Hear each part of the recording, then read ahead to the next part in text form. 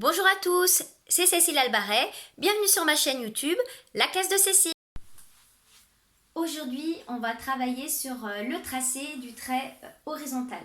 Alors il faut savoir qu'il y a une chose capitale en maternelle, c'est que tout geste graphique va préparer plus tard à l'écriture. Donc, dans un premier temps, en petite section, c'est pas ce qui est visé. Ce qui est visé, c'est vraiment de travailler l'habileté des mains. Dans un deuxième temps, l'objectif principal sera de rentrer plus facilement dans l'écriture. C'est pour cela que quand nous faisons différents gestes graphiques, nous insistons beaucoup sur le sens du tracé. Et c'est pour cela que c'est important de bien rester à côté de l'enfant pour ne pas qu'il fasse à l'envers. Quand on va travailler sur le trait vertical ou le trait horizontal ou le rond et plein d'autres gestes graphiques, il est important de bien respecter le sens de chaque geste graphique. Pour le rond, souvent les petits commencent en bas et ils remontent. Et du coup, c'est à l'envers. Et plus tard, ça peut les mettre en difficulté dans l'écriture. Donc aujourd'hui, on va travailler plus particulièrement sur le tracé du trait horizontal. Souriez. Apprenez. C'est parti!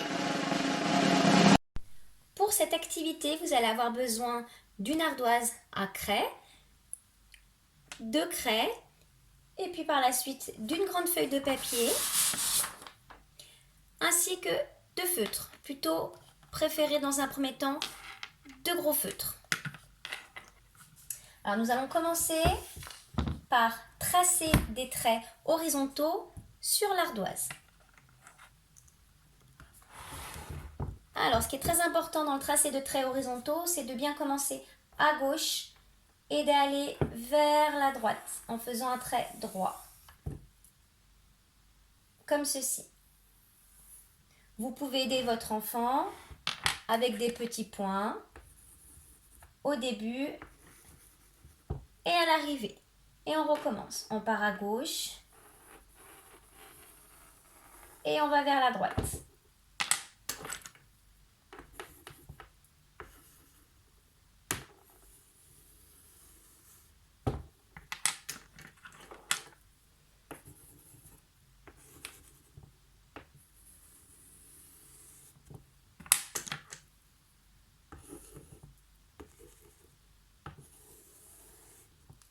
Voilà, donc une fois qu'il a réalisé les différents traits horizontaux, vous pouvez effacer et recommencer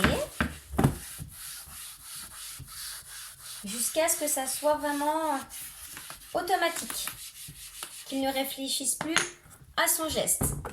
Et s'il y arrive bien, vous n'êtes plus obligé de mettre les points de départ et d'arrivée. Vous pouvez faire tout de la même couleur ou changer de couleur à chaque trait.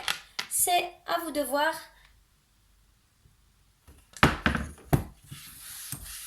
Donc une fois qu'il s'est entraîné à plusieurs reprises sur l'ardoise, on va passer à la feuille. Donc la feuille, c'est plus abstrait pour l'enfant.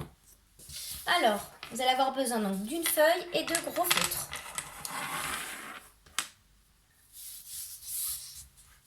Alors c'est toujours le même principe.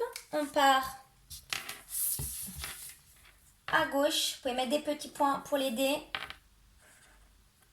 Ce qu'on appelle, nous, en maternelle, les inducteurs. Point de départ, point d'arrivée. Vous pouvez changer de couleur à chaque trait. Dans un premier temps, c'est plus lisible pour l'enfant. À chaque trait, chaque couleur. Comme ça, ça l'aide dans le tracé.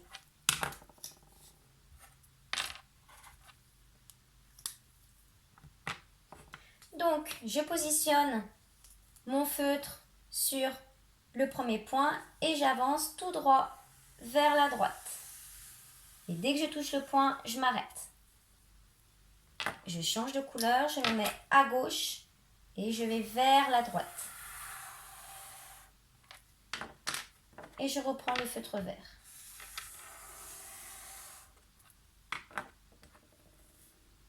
Dernier trait. Donc là, vous constatez que les traits sont réalisés avec de gros feutres sur une grande feuille. Et puis petit à petit, quand l'enfant maîtrisera bien le geste, vous allez lui demander de reproduire également des traits horizontaux sur des plus petits formats. Petite feuille avec également feutre plus fin.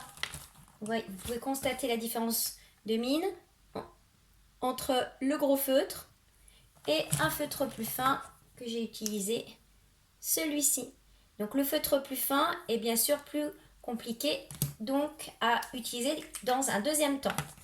Donc en graphisme, toujours partir d'un grand support avec des outils plutôt gros et aller vers des supports plus petits avec des outils plus fins pour travailler la précision. Voilà pour le tracé des traits horizontaux.